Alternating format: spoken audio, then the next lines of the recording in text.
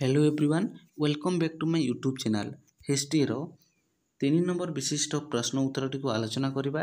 प्रश्नटी होउची आदिवैदिक युगर राजांको कर्तव्य। आदिवैदिक युगर राजांको कर्तव्य यार सठिक उत्तर राजा राज्य शासनर सर्वोच्च कर्ता थिले। राज्य पई तांकर अनेक कर्तव्य थिला।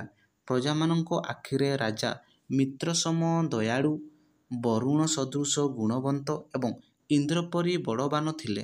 तांकर प्रधान कर्तव्य थिला प्रजा पालन एवं राज्यर सुरक्षा।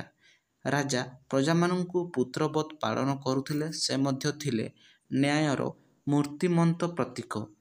राष्ट्र शांति श्रृंखला रक्षा करिबा थिला तांकर अन्यतम कर्तव्य। नीतिशास्त्र अनुसारे से राज्य शासन करुथिले। से प्रजामानंक ठारु बड़ी नामक एक प्रकार कर आदाय करुथिले। एही करकु से प्रजाहित कर कार्य विनियोग करुथिले।